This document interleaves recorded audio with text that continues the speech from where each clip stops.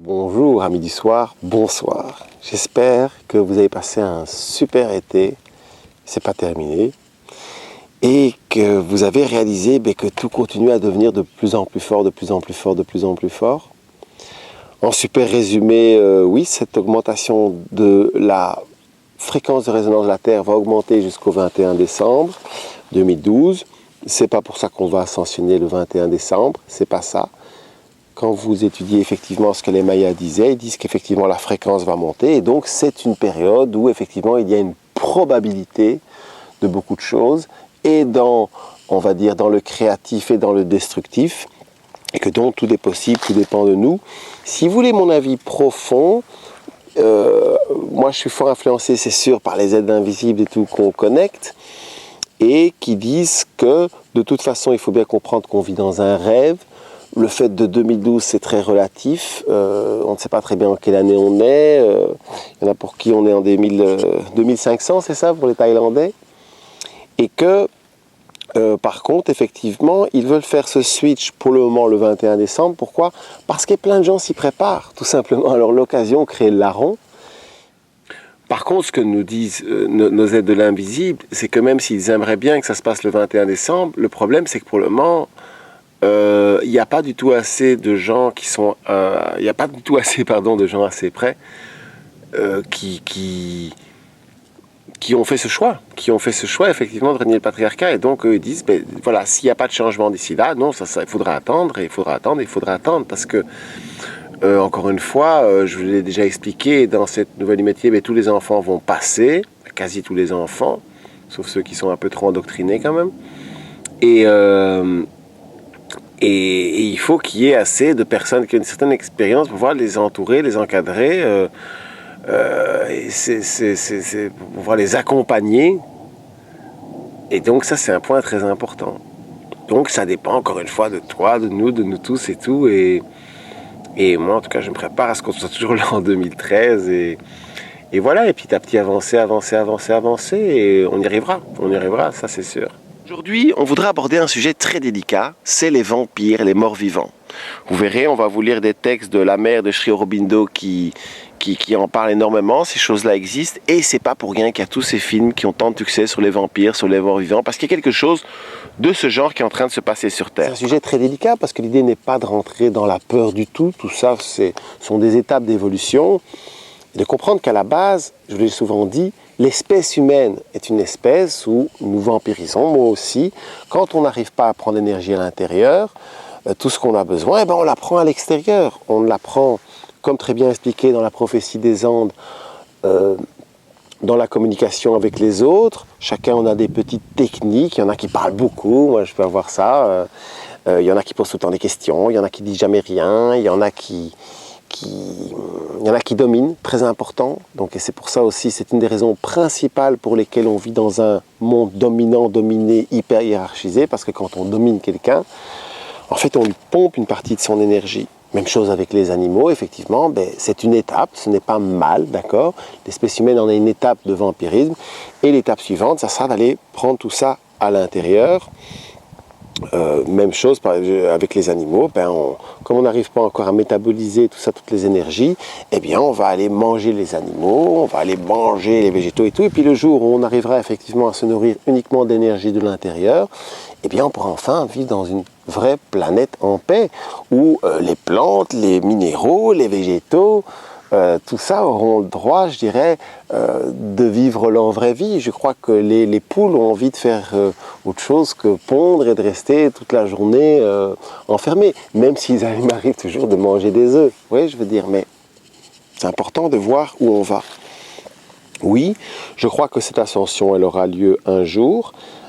Et cette ascension, pour moi, c'est de plus en plus clair. En fait, les gens auront le choix.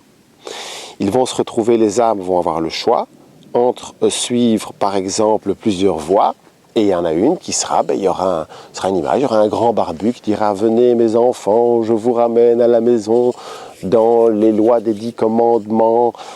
Ça sera pour les gens un peu culture chrétienne, et puis alors pour ceux musulmans la même chose avec Mohamed, les juifs même chose avec Abraham, mais toujours voilà, venez, nous allons continuer à vivre dans un monde vraiment avec ses valeurs patriarcales et tout. Et ces êtres-là ils choisiront tout ça, et puis une fois qu'ils auront passé le portail, ben, ils vont se rendre compte qu'ils avaient affaire à des faux dieux et tout ça, et c'est pas grave, ils vivront leur histoire, et puis une de ces voies, ben, ça sera une voie qui va vous proposer, et c'est pour ça que cette clé est essentielle, d'aller dans un monde qui sera à l'opposé des mondes patriarcaux, qui sera vraiment effectivement dans les modes de vie, ce qu'on appelle matriarcaux, mais c'est un mot dépassé, il faudrait l'appeler mode de vie païen, les modes de vie qui sont en accordance avec les lois de la nature, tout simplement, avec une autre définition du masculin et du féminin. Et encore une fois, oui, on vit dans un grand jeu vidéo qui a tout à fait sa raison d'être, un monde profondément injuste, qui est là, effectivement, pour nous enseigner l'importance des lois de l'amour, en nous faisant vivre dans un monde dont les modes de vie et les piliers sont à l'opposé des lois de l'amour, des lois de la vie et des lois de la nature. Et personne ne sera fini et on ira tous au paradis. En fait, c'est vrai qu'on est tous des vampires, mais il y en a qui le sont plus que d'autres. Et effectivement, quand est-ce qu'on peut considérer, on peut appeler quelqu'un vraiment un vampire? Eh bien, personnellement, je le fais à partir du moment où la personne n'est plus capable de prendre conscience qu'elle sert un monde, une logique qui va à l'encontre de ses intérêts profonds, à l'encontre des intérêts de ses enfants, des enfants en général s'il n'en a pas, et en général à l'encontre de l'intérêt de l'humanité. Voilà. Et à ce moment-là, aussi, on peut dire qu'il y a une question aussi de prise de conscience et d'autocritique. Moi, ce que j'appelle un vampire, c'est quelqu'un qui est pratiquement incapable de s'autocritiquer. Et voilà, ça c'est ma définition du vampire. Et quelque chose aussi où dans le milieu dont on rencontre le plus de vampires, bien sûr, ce sont les enseignants spirituels et les soi-disant guérisseurs de techniques popcorn McDonald's comme le Reiki. Encore une fois, je sais, je tape beaucoup dessus et plus que jamais, non, je vous le dis. À quoi on reconnaît un vampire? Qu'il a arrêté d'évoluer. Pourquoi il a arrêté d'évoluer? Je vous l'ai dit dans d'autres films. Parce que les forces de la lumière ne punissent jamais.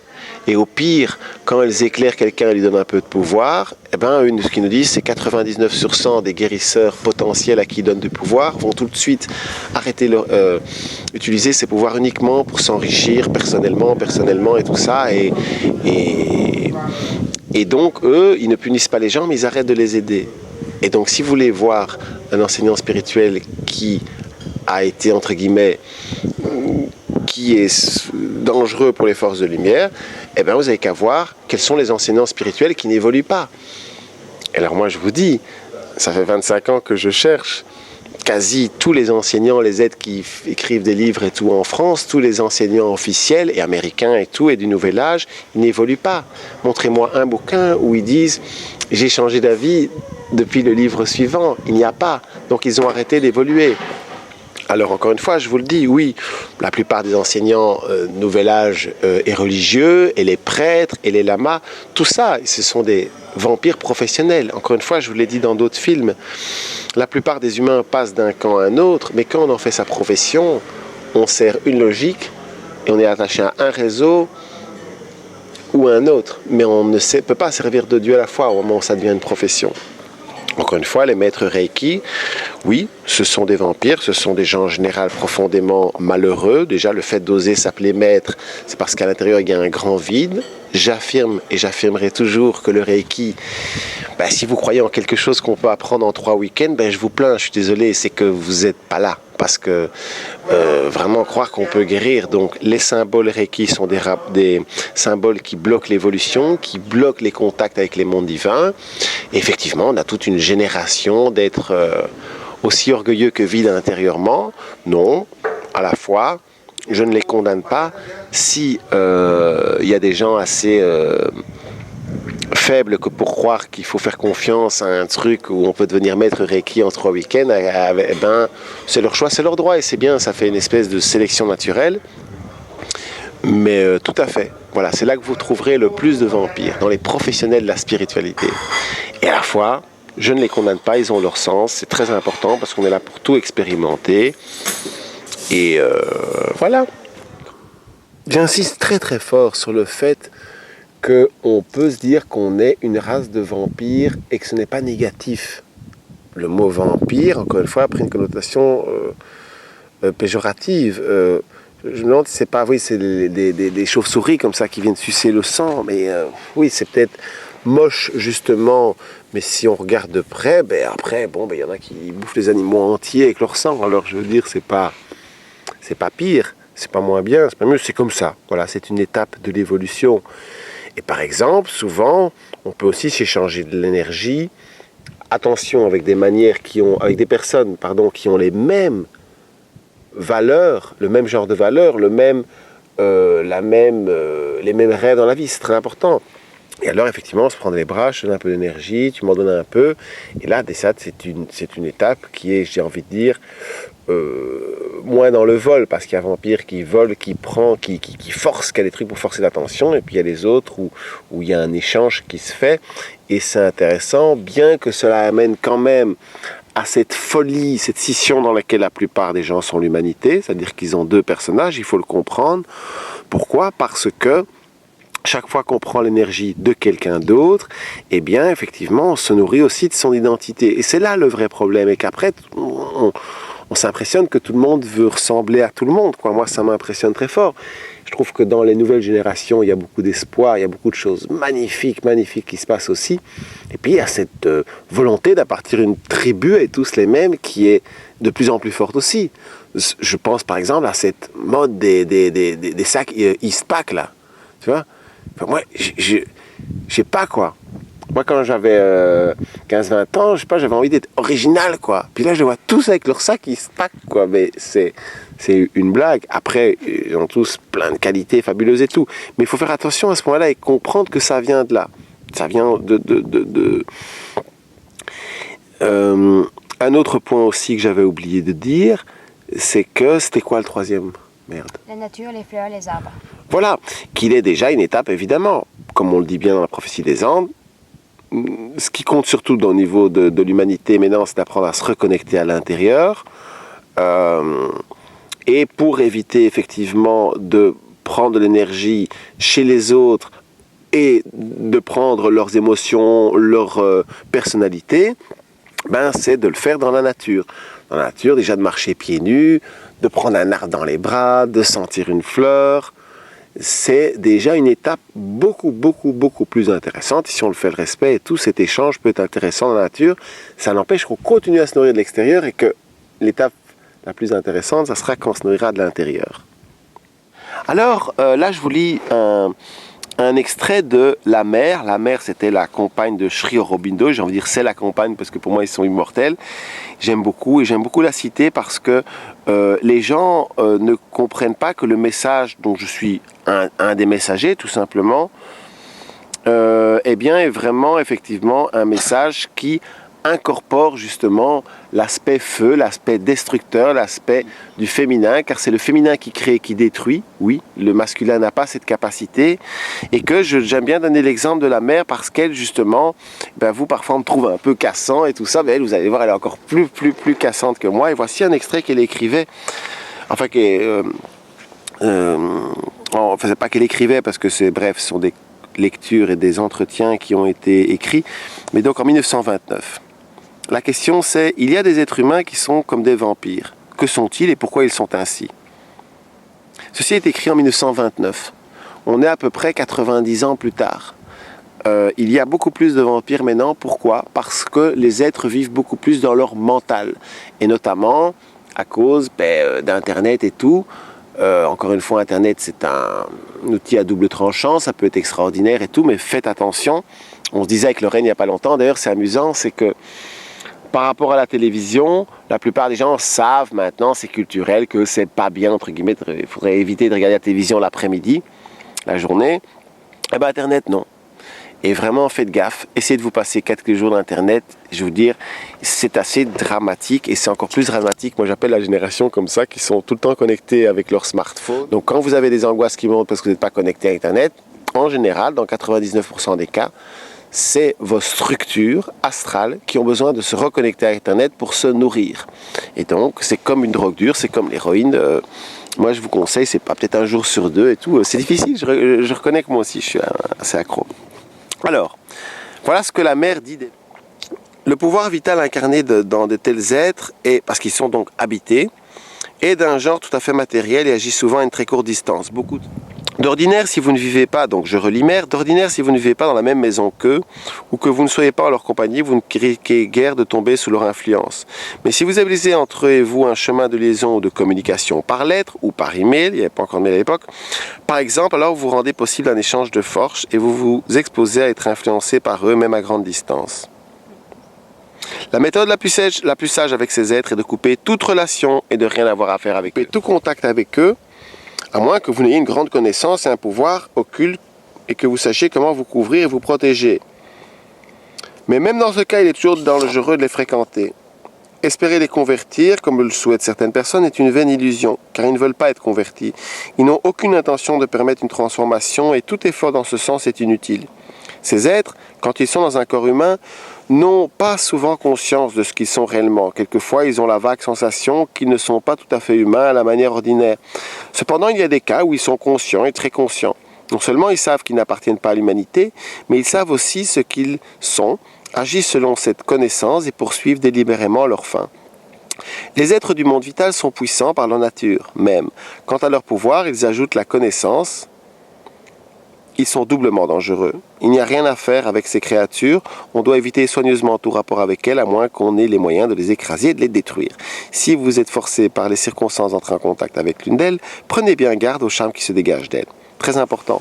Ils ont énormément de charme. Et c'est pour ça qu'il faut vraiment faire truc.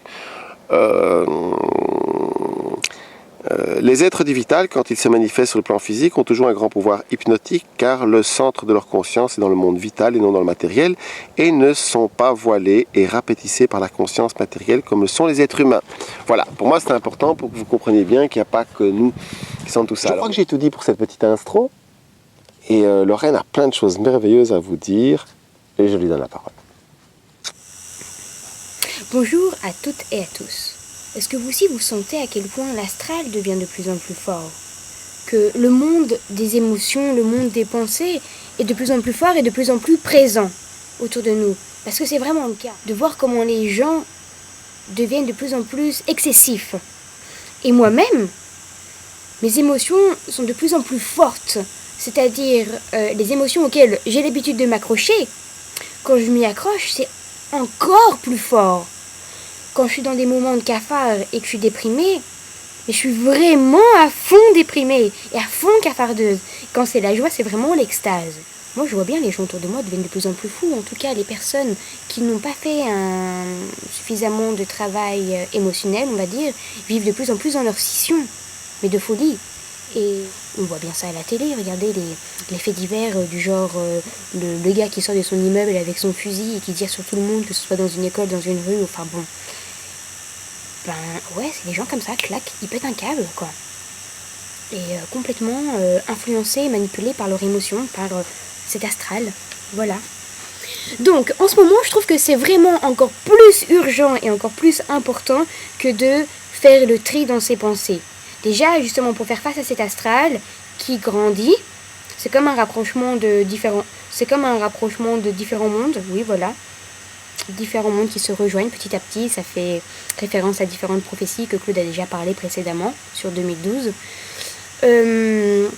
C'est très très très très important de respirer. Respirer dès que vous y pensez. Respirer. Il faudrait toujours qu'on s'entende respirer, qu'on entende son voisin respirer. Nous, c'est ce qu'on fait tout le temps avec mes amis, avec Claude. Ah, tiens, je t'entends pas respirer, tu respires pas, tu respires plus. Ok, je respire, merci. Et déjà, voilà, ça fait qu'on est déjà beaucoup moins sous l'emprise de ce corps émotionnel, de notre corps émotionnel. De respirer, de ne pas prendre de décision, justement, quand on est dans l'émotion. Voilà. Attendre de finir cette vague, de redescendre et en dehors de cette vague émotionnelle, de voir comme les choses sont restées. Moi, je parle des décisions importantes dans votre vie, hein. Pas de savoir ce que vous allez mettre comme t-shirt, etc. pour le jour. Et de trancher entre ce qu'on dit, nos dires et nos actes. Vraiment de discerner, de voir la différence, quoi. Parce que la différence est souvent énorme, mais on se ment. On se ment et on se reste. Mais oui, mais mon intention. Mais oui, mais là, on n'est plus dans le moment où les intentions prennent le dessus. Non, pas du tout. L'intention est peut-être bonne, mais dans les faits. Est-ce que tu as réussi à imputer quelque chose que tu voulais vraiment, à faire ce petit pas qui fait qu'au fur et à mesure on avance et que ça ne reste pas que de l'abstrait des mots. Trancher, choisir, super important. On ne peut pas servir deux dieux à la fois, je crois qu'on vous l'a suffisamment expliqué. Et les indécis, bah ouais, ils font des super marionnettes. Faut pas se leurrer. Donc quelque part, je dirais que c'est une période où, pour les personnes qui ont un peu plus de sensibilité et qui ont conscience de ce qui se passe, ben oui, on est encore plus tiraillé entre le besoin, l'envie, le désir et l'urgence ressentie de se guérir, d'avancer, de faire des grands sauts dans son évolution, de s'aider soi-même, de se sauver ou d'aider les autres. Non, je ne dissocie pas forcément les deux. C'est-à-dire qu'il y a pour certains, leur rôle, c'est d'aider les autres, on est d'accord. Mais pour ceux qui n'ont pas suffisamment travaillé leur schéma émotionnel, c'est sûr que c'est une période propice où la Vierge Marie, chez eux, va être très présente. Voilà. C'est pas grave si c'est leur choix, il n'y a pas de mauvais choix. Mais en général, cette Vierge Marie, c'est tout à fait un schéma émotionnel auquel on se nourrit et dans lequel on s'enferme soi-même, et c'est pas évident de... Voilà, il faut se botter les fesses, quoi. Voilà, pour sortir de ça. Quelque part, je comprends qu'on puisse tomber dans cette Vierge Marie parce qu'on sent tellement l'urgence de se sauver soi-même qu'on tombe dans le panneau de sauver les autres, alors que se sauver soi-même, c'est sauver les autres. On ne peut pas passer par cette case qui est la case départ avant de vouloir aider les autres. Bon, c'est intéressant de se poser la question, où est-ce qu'on met notre énergie ? Oui, soyez conscient de où vous mettez votre énergie, quels en sont les résultats, quels sont les fruits de ce que vous avez essayé de construire. Cette énergie que vous avez donnée à telle ou telle personne ou à telle situation, est-ce que ça a apporté ses fruits? Est-ce que cette personne en a tiré vraiment profit et a avancé avec ça?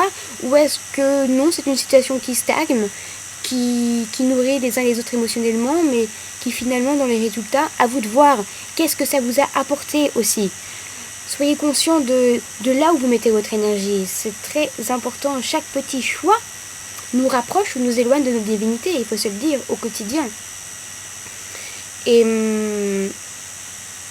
oui, bon, pour ça, il faut savoir voir un peu plus clairement, ok, où donner notre énergie et à qui? À des personnes qui le veulent vraiment, qui sont vraiment motivées et qui veulent vraiment avancer et qui sont vraiment transparents dans leurs mots et dans leurs actes, ou des personnes qui veulent votre attention, voilà, des gentils vampires. Bon, comment discerner des vampires? Je dirais qu'une des caractéristiques clés, c'est justement qu'ils n'arrivent plus à s'autocritiquer. Voilà, qu'ils sont arrivés à une limite où non, stop, on ne peut pas aller plus loin. Alors, ils auront beau nous mentir, peut-être qu'on tombera dans leur panneau parce que la parole tient la route, etc. Mais en fait, non, ils sont incapables de s'autocritiquer dans les faits, de changer les choses. Donc, à nous de voir si c'est intéressant pour nous de continuer à leur donner de l'énergie, etc. Mère est radicale là-dessus, elle dit carrément vampire repéré, fuir, quoi, c'est tout. Surtout ne pas avoir de relation avec cette personne. Après, il n'y a pas de culpabilisation à avoir parce que l'espèce humaine est une espèce vampire en soi, c'est le principe. Parce qu'on n'arrive pas à s'autosuffire, on va prendre ce qu'on n'arrive pas à générer de nous-mêmes chez les autres. Bon, c'est une étape, donc faut pas non plus se blâmer les uns et les autres. Après, il y a des vampires actifs et des vampires passifs. Ça dépend des comportements. Voyez-vous d'ailleurs, essayez de rechercher à travers quel comportement vous vampirisez et vous prenez l'énergie des autres. Voilà. À travers votre manière de communiquer, votre manière d'être introverti, votre manière de séduire, votre manière... Enfin bon. Et voilà. L'urgence, l'importance de maintenant faire le tri dans ses pensées. Accordez-vous des moments, quotidiennement ce serait idéal, mais accordez-vous des moments où vous relaxez, où vous n'avez rien à faire si ce n'est que faire le tri dans vos pensées. Être dans vos réflexions, choisir, voir votre vie, viser vos priorités.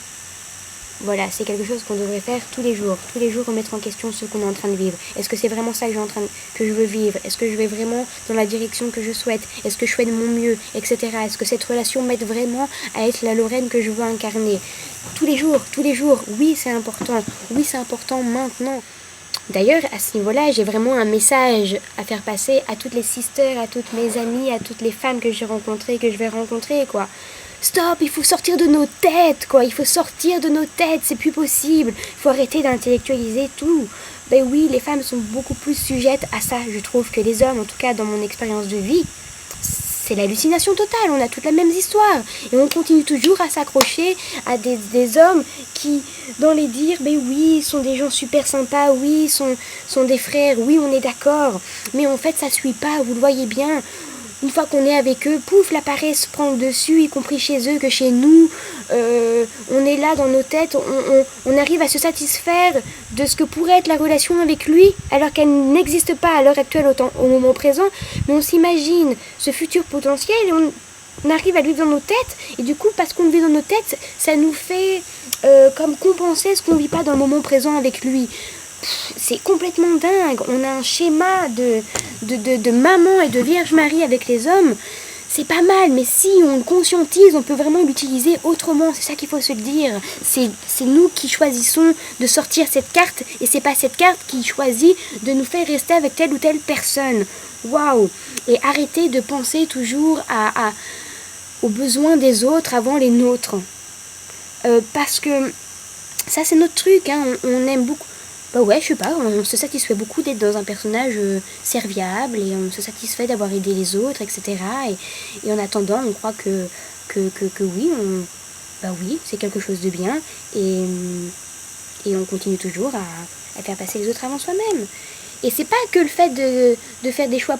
Non, c'est pas que de faire passer les autres avant soi-même. C'est de ah tiens, j'ai envie de quelque chose, mais qu'est-ce que va penser un tel ou un tel? Est-ce que ça va être bien reçu? Est-ce que ça va convenir? Est-ce que ça va générer des chouettes choses, etc. Enfin bon, on a déjà tout intellectualisé. On a déjà, hop là, une manière complètement mentale de voir la situation, de voir notre envie. Pouf, on s'est complètement déconnecté de notre réelle envie intérieure.